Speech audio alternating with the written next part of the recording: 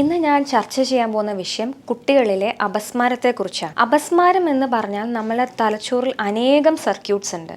അതിൽ ഒരു സ്പാർക്ക് വരുമ്പോഴാണ് അപസ്മാരം ഉണ്ടാകുന്നത്. അതുകൊണ്ട് തന്നെ നമ്മുടെ എല്ലാ സർക്യൂട്ട്സും വളരെ ഇമ്പോർട്ടൻ്റ് ആണ്. ഒരു സ്പാർക്ക് വന്നു കഴിഞ്ഞാൽ അവിടെ ഒരു റിപ്പയർ ചെയ്യാൻ പറ്റാത്തൊരു ഡാമേജ് ആണ് വരുന്നത്. അതിൻ്റെ ട്രീറ്റ്മെൻറ്റായ മരുന്നുകൾ കൃത്യസമയത്ത് കഴിക്കണം. അപസ്മാരം മാത്രമല്ല നമ്മൾ പേടിക്കേണ്ടത്, കൂടാതെ മറ്റ് സ്വഭാവ പ്രശ്നങ്ങളും അതിന്മൂലം വന്നേക്കാം.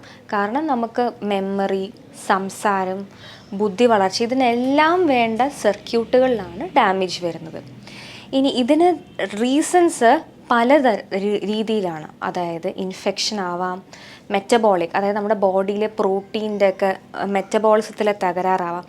എന്താണ് റീസൺ എന്ന് ഡിപ്പെൻഡ് ചെയ്തിരിക്കും കുട്ടിക്ക് ഭാവിയിൽ എത്ര കാലം ഈ മരുന്നുകൾ തുടരേണ്ടി വന്നേക്കുക എന്നത് തീരുമാനിക്കുന്നത്.